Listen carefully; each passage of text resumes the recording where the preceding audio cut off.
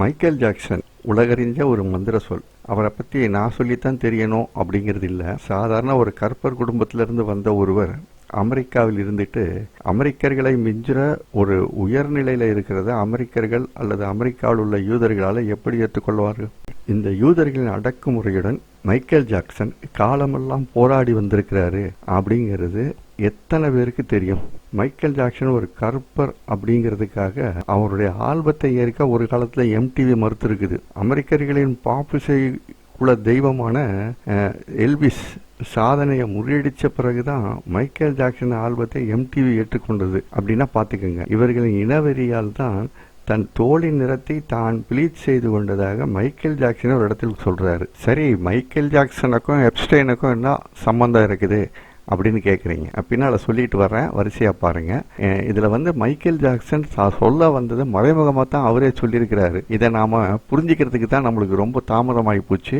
இன்னைக்கு Epstein file வெளியே வந்ததுனால தான் அவர் என்ன சொல்ல வந்திருக்கிறாரு அப்படிங்கிறதே நம்மளுக்கு புரியுது. இயல்பாகவே மைக்கேல் ஜாக்சனுக்கு குழந்தைகள் சிறார்கள்லாம் ரொம்ப பிடிக்கும். அப்படிங்கிறத அவருடைய இந்த இன்டர்வியூவில் மேலே சொல்லியிருக்கிறத பாருங்க. இந்த இன்டர்வியூலே அவர் பேசுறதுல இருந்து நீங்கள் தெரிஞ்சுக்கலாம். நான் இதை எல்லாத்தையும் இந்த மாதிரி வீடியோவில் இது மாதிரி எடிட் பண்ணி போட்டுக்கிறதுக்கான காரணமே காப்பிரைட் பிரச்சனை வரும் அப்படிங்கிறதுக்காக தான். அதனால் கொஞ்சம் நிறுத்தி நீங்கள் படித்து பார்த்தீங்கன்னாக்கா அவர் சொல்கிறத நீங்கள் தெரிஞ்சுக்கலாம். அவரோட மரணத்துக்கு என்னென்னமோ காரணமெல்லாம் சொல்கிறாங்க. அதெல்லாம் ஒரு காலகட்டத்தில் மக்கள் வேற வழி இல்லாமல் ஏற்றுக்கிட்டாங்க. அவர் மேலே சில வதந்திகள் பரப்பப்பட்டது. அதாவது அவர் சிறார்களோட தவறான பாலியல் உறவுல இருக்கிறாரு அப்படின்ற மாதிரி. அதை பெரிய அளவில் அந்த பேச்சு பூச்சி அவருக்கு இமேஜை பெரிய அளவில் சரிச்சாங்க. நல்லா பாருங்க, இந்த யூதர்களுடைய வேலை எப்படி இருக்கும்னா, ஒருத்தரை கவுத்துனாக்கா அவன் மேல ஏதாவது ஒரு பாலியல் குற்றச்சாட்டை போடுவாங்க. அதுக்கு ஆதாரமா சில விஷயங்களை காட்டுவாங்க. அதே மாதிரி இவர் குழந்தைங்களோட நெருக்கமா இருக்கிறத வச்சு இப்படி ஒரு குற்றச்சாட்டை போட்டிருக்கிறாங்க. இதுல ஒரு இன்டர்வியூல என்ன வருதுனாக்கா, ஹாரி பாட்டருடைய குருக்கன் அப்படிங்கிற அந்த நடிகர் இருக்காரு இல்லையா, அவரும் ஜாக்சனோட இருந்திருக்கிறாரு. அப்போ ஜாக்சன் என்ன பண்ணுவாராம், அந்த குழந்தைங்களெல்லாம் அவருடைய பெட்ல படுக்க வச்சுட்டு அவர் தரையில படுத்து தூங்குவாராம். அவரோட நெருக்கமா இருந்தவங்க எல்லாருமே அவர் ஒரு ஜென்டில்மேன் அப்படின்னு சொல்றாங்க. ஒரு கட்டத்துல மைக்கேல் ஜாக்சனுடைய சிஸ்டர், சகோதரி, அவங்களே மைக்கேல் ஜாக்சன் மேல சில அவதூறுகளை சொல்றாங்க. சொல்லிட்டு கொஞ்ச நாளுக்கு அப்புறமா அதை மறுத்து ஒரு அறிக்கை கொடுக்குறாங்க. ஏன் அப்ப முதல்ல இந்த மாதிரி சொன்னீங்க அப்படின்னாக்கா, இல்ல என்னுடைய கணவர் என்னை கட்டாயப்படுத்தினாரு, அதனால தான் நான் அப்படி சொல்ல வேண்டியதாயிடுச்சு அப்படின்ட்டு. இந்த இடத்துல கவனிக்க வேண்டியது, அவங்களோட கணவரும் ஒரு யூதர். இந்த வீடியோ ஒரு யூத வெறுப்பு பிரச்சாரம் கிடையாது, அப்படி தப்பா புரிஞ்சிடாதீங்க. இதுல யூதர்களுடைய கை எந்த அளவுக்கு இதுல விளையாடி இருக்கு அப்படிங்கறத தான் நம்ம தெரிஞ்சுக்கணும். மேல இன்னொரு வீடியோ பாருங்க, கொஞ்சம் நிதானமா கவனிச்சு பாத்தீங்கன்னாக்கா அவர் என்ன சொல்றாருங்கிறது தெரிய வரும். நம்ம ஊர்ல சொல்லுவாங்க இல்லைங்களா, ஒரு பொய்ய ரொம்ப காலத்துக்கு திரும்ப திரும்ப சொல்லிக்கிட்டே வந்தோம்னாக்கா அந்த பொய் நிஜம் மாதிரி ஆகி போயிடும் அப்படின்னுட்டு. அந்த விஷயத்த அப்படியே மைக்கேல் ஜாக்சன் சொல்றாரு இங்க. இதுதான் அமெரிக்காவில் அவர் மேல நடந்த அந்த குற்றச்சாட்டு. அவர் மேல கூறப்பட்ட அந்த குற்றச்சாட்டு அவரோட இது பேச்ச குற்றச்சாட்டோட நின்றுடாம அவர் வீட்டில் ரெய்டு போகுது. அவர் மேல கேஸ் பதியப்படுது, வழக்கு பதியப்படுது கோர்ட்ல பல மணி நேரம் அவரை வச்சு விசாரிக்கிறாங்க.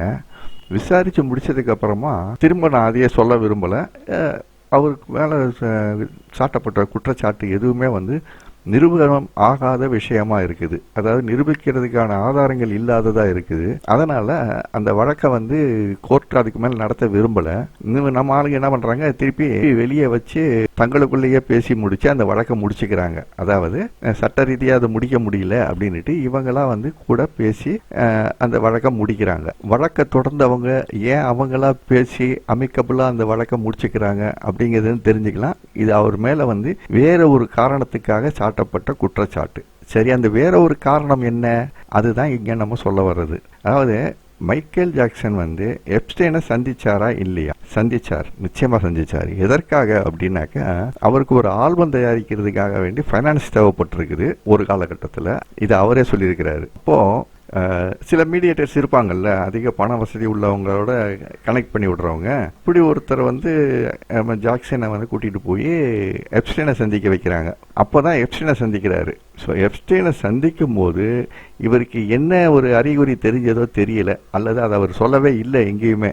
மைக்கேல் ஜாக்சனுக்கு என்ன அறிகுறி தெரிஞ்சதோ அவர் எப்ஸ்டைனோட ஃபைனான்ஸை அங்கே ஒத்து வரல விட்டுட்டு வந்துட்டாரு. இதுக்கு அப்புறம் ஒரு சம்பவம் ஒன்று நடக்குது. என்னன்னாக்கா 1993 அவர் மைக்கேல் ஜாக்சன் இஸ்ரேல் போறாரு. இஸ்ரேல் போற இடத்துல அந்த இஸ்ரேலிய மக்கள் அல்லது அங்குள்ள அந்த யூதர்கள் அவங்க வந்துட்டு பாலஸ்தீன மக்களை நடத்துற விதமும் அங்க இருக்கிற குழந்தைகளை வந்துட்டு உதாசீனமா நடத்துறதையும் பார்த்து வருத்தப்படுறாரு. வருத்தப்பட்டு அதை பத்தின ஒரு கருத்தையும் அமெரிக்காவுக்கு வந்து தெரியப்படுத்துறாரு. அமெரிக்காவில் வந்து பாலஸ்தீன மக்களை பத்தி பேசினாக்கா அமெரிக்காவில் உள்ள யூதர்களுக்கு பிடிக்குமா? இது அங்க மறுபடியும் ஒரு பிரச்சனையை உண்டு பண்ணுது. 1990 கிஸ்லைன் மேக்ஸ்வெல் அப்படின்னு ஒரு பெண், அவன் வந்துட்டு சின்ன குழந்தைகளை வந்து இந்த மாதிரி பாலியல் தொழிலில் ஈடுபடுத்துறாங்க, அதுக்காக கடத்தி வர்றாங்க அப்படிங்கிற தகவல் தெரிஞ்சு அவங்கள விசாரிக்கிறாங்க. இதுல கவனிக்க வேண்டியது, அந்த கிஸ்லைன் மேக்ஸ்வெல் அப்படிங்கிற அந்த பெண்ணும் ஒரு யூதர், நம்ம ஜெஃப்ரி எப்ஸ்டைனும் ஒரு யூதர். இவங்க 2 பேரும் ஒரு கட்டத்தில் ஒன்று சேர்றாங்க. ஒன்று சேர்ந்து இந்த ஹியூமன் டிராஃபிக்கிங், அதாவது சைல்டு டிராஃபிக்கிங், கிட் டிராஃபிக்கிங் அப்படின்றாங்க, அதை வந்து தொடர்ந்து செய்கிறாங்க. இது வந்து 1990 வந்து அந்த அம்மா ஆரம்பிச்சு இவர்கிட்ட ஒப்படைச்சு இவரோட சேர்ந்து 2 பேரும் சேர்ந்து அதை சிறப்பாக நடத்திக்கிட்டு இருக்காங்க, அவங்களுக்கு சிறப்பாக. அப்படி இருக்கும்போது 2002 2005 வரைக்கும் ஏற்கனவே வந்து ஒரு முறையான புலனாய்வு நடக்குது எப்ஸ்டைன்ட்ட. ஆனால் 2005 ஒரு பெண் குழந்தை, 13 வயசு பெண் குழந்தை ஒன்று நேரடியாக போலீஸில் கம்ப்ளைண்ட் கொடுக்குது. இப்போ முறையான விசாரணை, புலன் விசாரணை நடக்குது. இதில் வந்துட்டு எப்ஸ்டைன் வந்துட்டு குற்றவாளி அப்படின்னு சொல்லிட்டு சார்ஜ் ஷீட் ஃபைல் பண்றாங்க. இப்ப பாருங்க, 93 மைக்கேல் ஜாக்சன் சந்திக்கிறாரு, 2005 இந்த சம்பவம் வருது. கிட்டத்தட்ட 15 வருஷத்துக்கு அப்புறமா தான் எப்ஸ்டைன் கைது செய்யப்பட்டு சிறையில் அடைக்கப்படுறாரு. அதுக்கப்புறம் அவர் செத்து போறாரு, அது வேற கதை, அது நம்மளுக்கு வேண்டாம். 1988 மைக்கேல் ஜாக்சன் வந்து ஒரு ஆல்பம் ரெடி பண்றதுக்காக பாடல்கள் ரெடி பண்றாரு. எழுதிட்டு அவருக்கு ஏதோ சில திருப்திகள் ஏற்படாதனால அந்த பாட்டை வந்து அப்படியே நிறுத்தி வச்சிடுறாரு, ரெக்கார்டிங்க்கு போகல. இப்போ சம்பவம் பாருங்க, 93 அவரு எப்ஸ்டைனை சந்திக்கிறாரு. அதுக்கு இடப்பட்டு அவரு இஸ்ரேல் போயிட்டு வர்றாரு. போயிட்டு வந்ததுக்கு அப்புறமா அவருக்கு ஏதோ ஒரு ஐடியா வருது. இப்ப வந்து பாடலை வந்து மறுபடியும் தயார் பண்றாங்க. 1994 இருந்து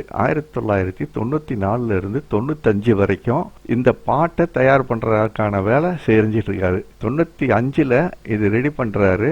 ரெடி பண்ணும்போது இந்த பாட்டுக்கு வீடியோ எடுக்கிறதுக்காக பிரேசில் ரியோ டி ஜெனீரோ போறாங்க. அங்க போய் இந்த பாட்டை ஷூட் பண்றாங்க. இந்த பாட்டை ஷூட் பண்ணும்போது அவர் மேல இப்போ இந்த கம்ப்ளைண்ட் எல்லாம் போயிட்டு இருக்கு இல்லையா, பாலியல் புகாரு, அவரு அங்க போயிட்டு அந்த பாட்டில் அவரோட நடனமாட அவர் தேர்வு செய்யறது எல்லாம் அந்த அடாலசன்ட் அப்படின்னுவாங்க இல்லையா, அந்த 13, 14 அந்த வயசு குரூப்பு, அந்த வயசுல உள்ள பசங்களை மட்டுமே தேர்வு செய்யறாங்க.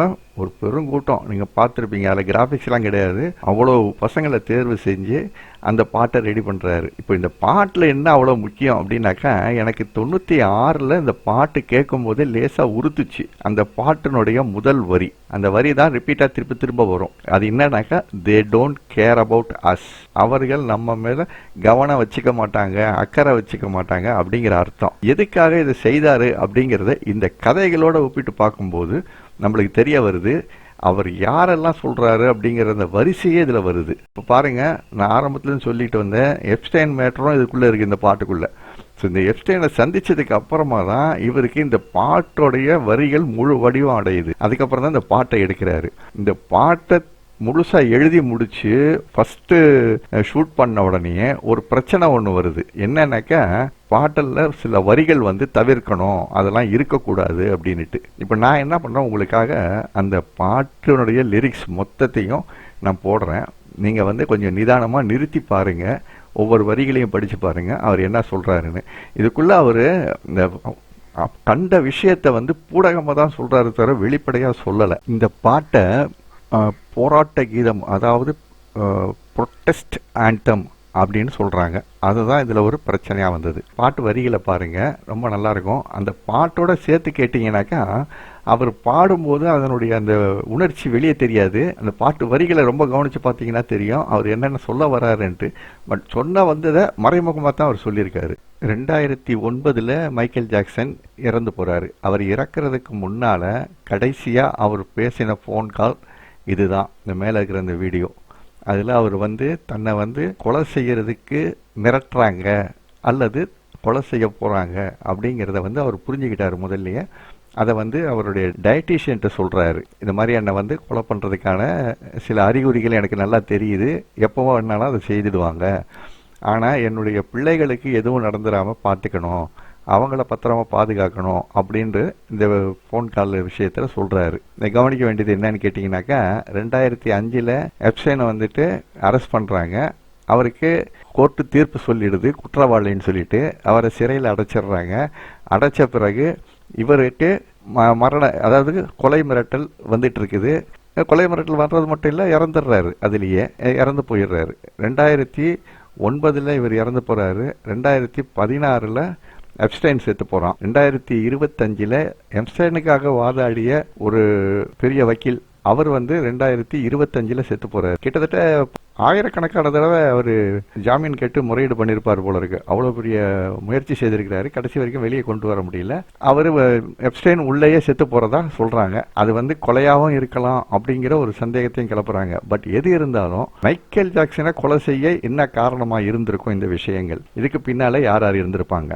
இதே மாதிரி இன்னொரு மரணம் உங்களுக்கு ஞாபகத்துக்கு வருமே, அப்படி ஒரு வேலை வந்துச்சுனாக்கா அதுக்கு நான் பொறுப்பு இல்லை. சரி, அடுத்த வீடியோவில் பார்ப்போம். உங்களுடைய மேலான கருத்துக்களையும் கமெண்ட்டில் சொல்லுங்கள், சப்ஸ்கிரைப் பண்ணிக்கோங்க. இன்னும் இது மாதிரியான விஷயங்களை உங்களுக்கு தந்துக்கிட்டே இருக்கேன்.